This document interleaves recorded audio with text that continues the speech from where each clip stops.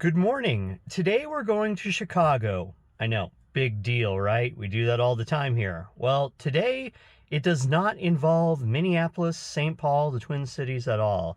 We are flying out of Chippewa Valley Regional Airport to Chicago with United Express. Yes, today we are flying from Eau Claire to O'Hare aboard United Express, operated by SkyWest, and the CRJ-200, the smallest regional jet flying these days. And I tell you, I've been told that it offers no amenities, even for the extremely forgiving traveler like me. More on that when we get to our new home base airport. For now, there's no coffee at the airport. The restaurant doesn't open until lunchtime, and it's about 3:30 a.m. We need to make a stop first for some coffee, and it's not at Caribou today or any other place, but the Melby Street Quick Trip. Oh yeah. All of my fairly good trips start with a waffle sandwich. You know, there's an Eau Claire Transit bus stop over there, but unless it's after 7 o'clock, that's not gonna happen. Transit is kind of few here, a lot like what I left in Plymouth, Minnesota, but we can still make it to the airport in the old van here, and parking's only $7 a day here in Eau Claire. That's a bargain compared to MSP. Well, this will be the smallest airport I have ever flown out of.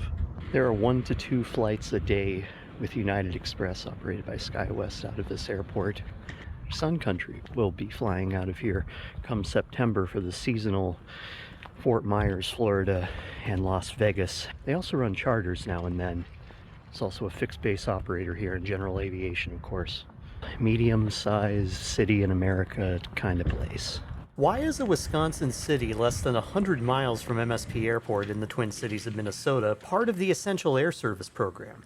Well, Eau Claire had commercial air service prior to the Airline Deregulation Act of 1978, and it has more than 10 enplanements per day, meaning people getting on board a plane, the latter factor having been added to the EAS criteria in a modernization legislation package passed in 2012. So the metro area of around 200,000 qualifies for a government subsidy, even though it's only around 100 miles from MSP Airport. Chippewa Valley Regional Airport is historically the region's third airport, and is located on the northern edge of Eau Claire's city limits in Chippewa County.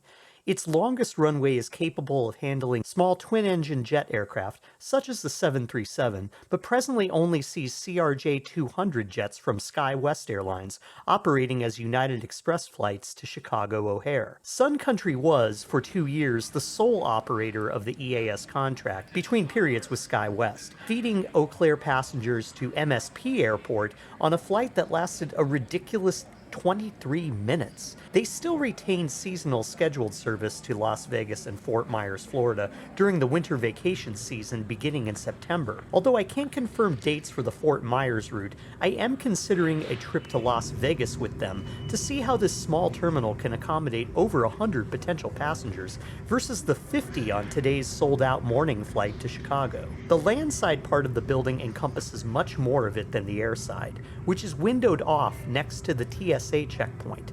Considering only one flight at a time is presently scheduled to have its passengers occupying the space, the terminal, which was remodeled from 2009 to 11, handles regional jet capacity well.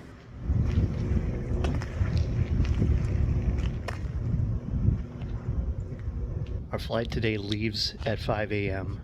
and it should take only about 45 minutes to fly to O'Hare. And then of course there's the classic O'Hare taxi, which takes somewhere between 10 to 10,000 minutes, depending on luck and other factors. Out here in Eau Claire, TSA has just opened up about an hour prior to departure. This is the closest to departure time I've ever arrived at an airport, but there would be no reason for more. This is the only flight of the morning. There'll be another one to Chicago later this afternoon, and then one arriving from Chicago in the morning, and then a later one, very later, at about 11 p.m. That's going to be the one I return on tomorrow after my Cleveland hijinks. Services are limited to vending machines for coffee and snacks until the attached restaurant opens for lunch. Menard's hardware store operates its own fleet of private jets from the airport, though I suspect many average employees of the company find their way onto these United Express flights.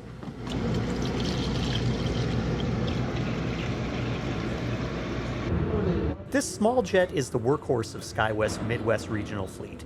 Boarding actually is via a jet bridge and happens on time today.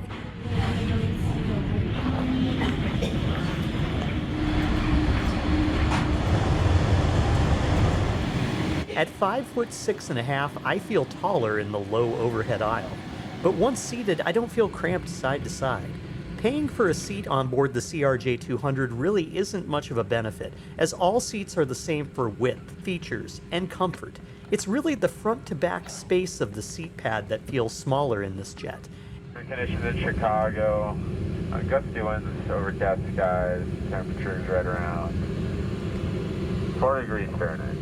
As you're walking on, you met the greatest flight attendant we have, Charlie. She's going to have some important safety announcements for you. For takeoff. The CRJ-200 was developed from Canada Air's twin-engine private jet model, having its spacious accommodations removed in favor of cramming 50 people into this variant for short-haul regional service.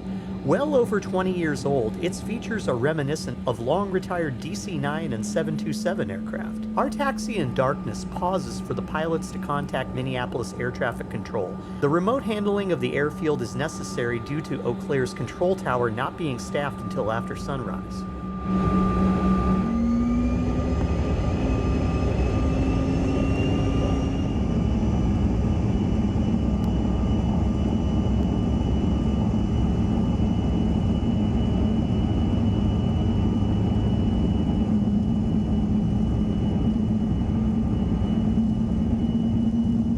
The climb out lets every roll and pitch adjustment to the aircraft be dramatically felt.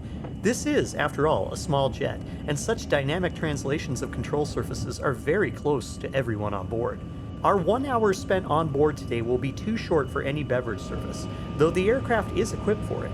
There's no Wi-Fi, nor seatback entertainment, and the overhead bins are too small for roller bags, necessitating gate checks for most passengers, though many were like me, equipped with only a backpack for wherever their short journey was to take them today. After about 10 minutes, we break into daylight, obscured by clouds until passing over the border into Illinois, where we make an easterly turn, followed by a brief orbit. As we descend over Chicagoland, this ends up feeling close to the duration of a flight from MSP to Chicago.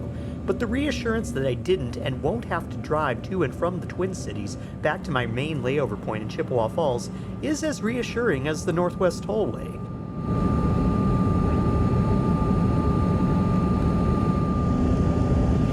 The sprawling mass of warehouses bordering O'Hare means it's time to brace ourselves for what might be a traditionally bumpy landing on the far north runway of the Windy City's largest airport.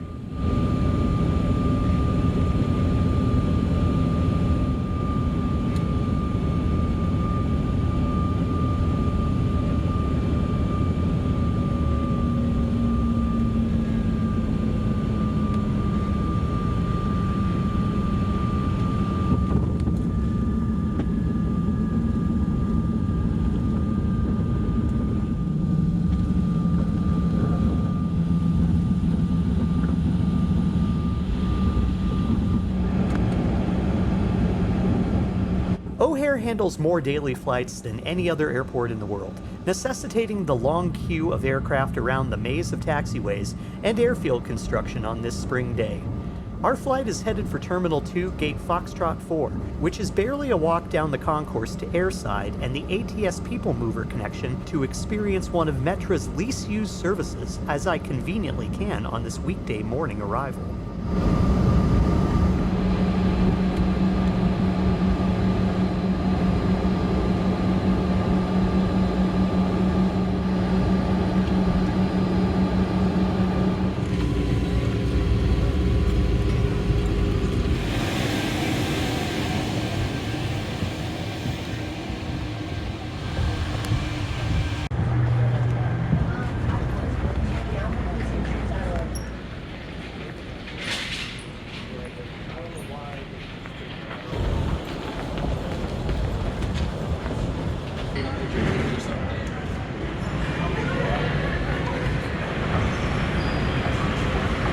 was fine. A little kind of roller coastery on the climb out and when you run into clouds, but otherwise okay. The question now is, are we going to make this connection? To where? You'll have to watch that video. The North Central service from Metra, yeah. Stand clear.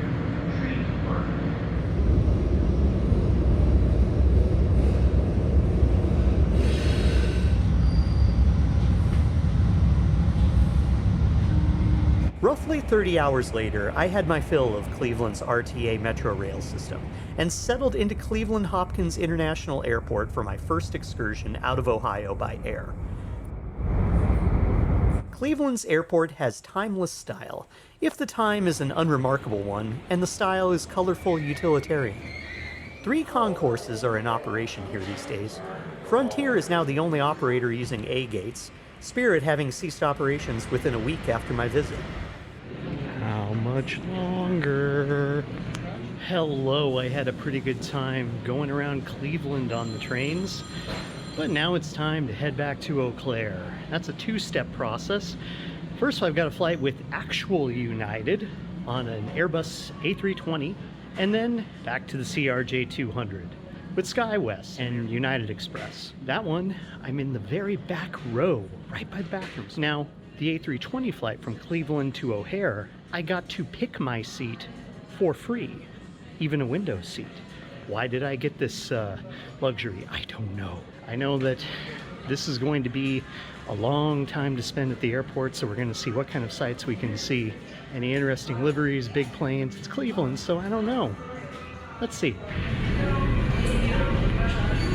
And how much space would you say we need for 7-ish gates? Just this much, actually. I guess if it's all CRJ-200s, they'll fit. No, this is Frontierland. It's all Airbuses.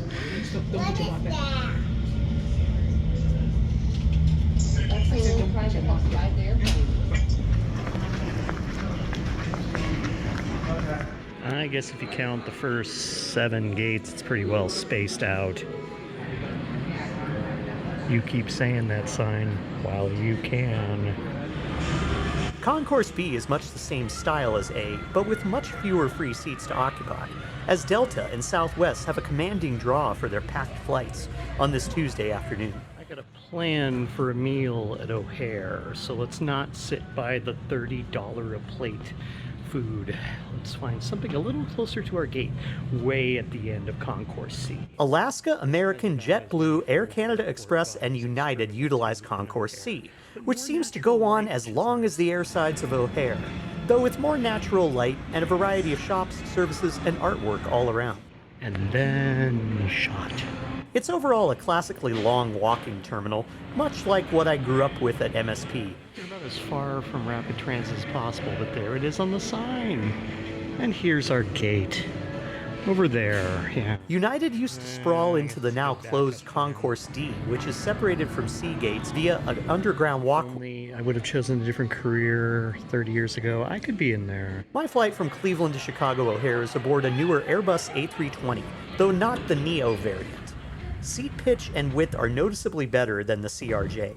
Wi-Fi is touted, though your results may vary, and the crew was able to accommodate a water and snack service on this equally short flight to United's North American hub. It's hard for me to form an impartial impression of Eau Claire's inclusion as an EAS airport. I certainly benefit from it, as does United Airlines. They're utilizing taxpayer funds, baiting me with a conveniently located airport to attract my tourism dollars away from the more competitive landscape of MSP. Their $88 fare to or from Eau Claire is a loss leader to fill seats on connecting flights. Aggregate websites like Skyscanner support United by pushing Eau Claire itineraries without splitting passengers to other airlines in search results. And they often display only refundable fares at a higher price for an even greater money grab. Even on United's app, you have to check a search option to display restricted basic economy fares.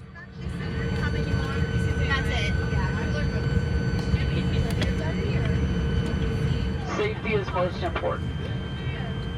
Once again, 1 hour once we leave ground. In case of unexpected turbulence, it's always a great idea to leave the seatbelt fastened while seated in case we encounter unexpected turbulence. Make sure your seat back is upright. Sometimes they are back when you get on board. You'll find a button located on either side of the armrest.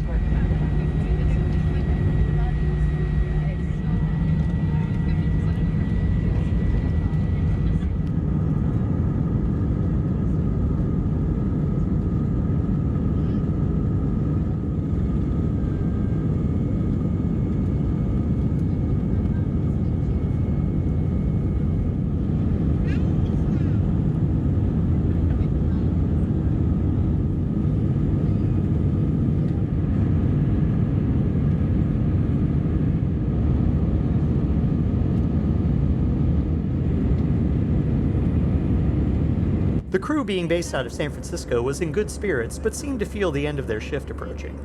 Our approach came after a turn over Lake Michigan, and within 5 minutes, downtown Chicago was visible from my window seat, which, as stated, I strangely didn't pay to select when booking directly with United, though $18 per flight to and from Eau Claire was quoted to me for the CRJ flights.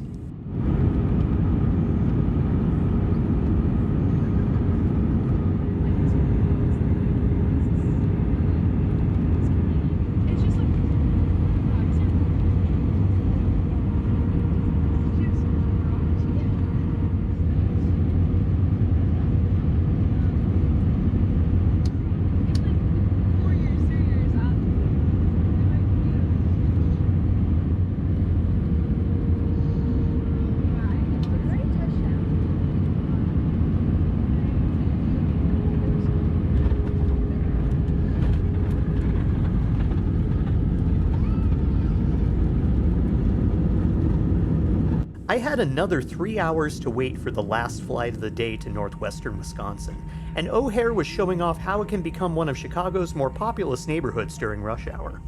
Because if we drove closer to get it was like, oh my god, it was to Chicago. Aircraft just pushed off of our gate. Unfortunately, they have a holding area right now just because of traffic. yeah. Isn't she a singer?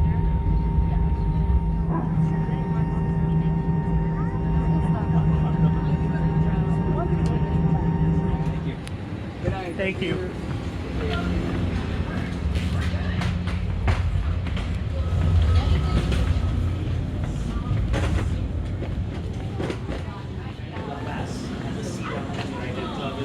For me, well, we're in Sea Gates.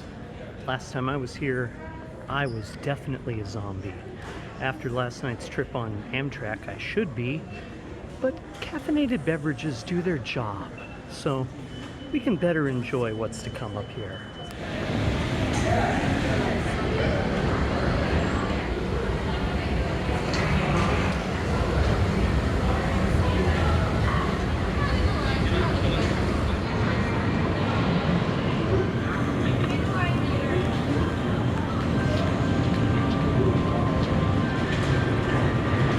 I wonder when this place clears out.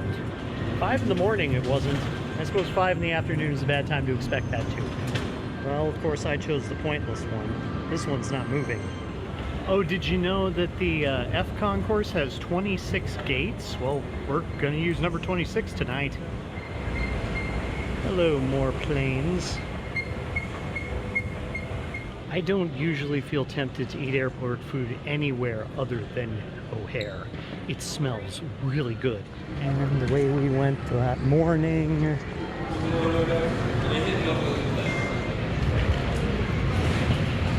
Ooh, I slept over here once. Well, they're trying to do something with this space before they demolish it in the coming decade.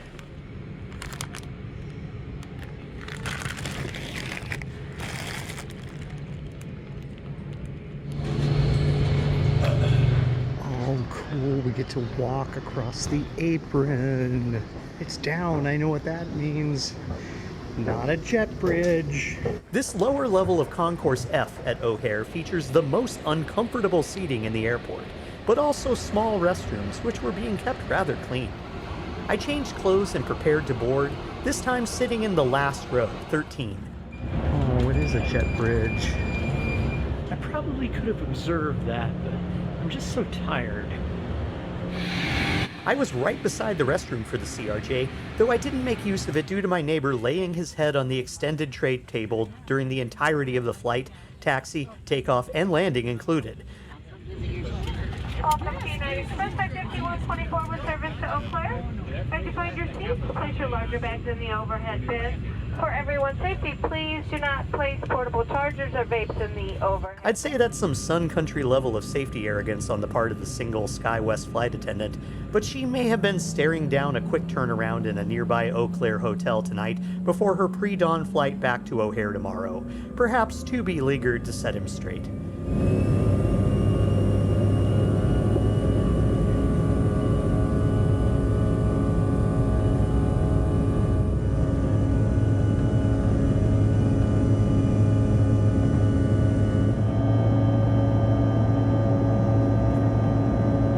In any case, the flight back to Eau Claire in total darkness saw us return to the same gate from which I had departed the morning prior.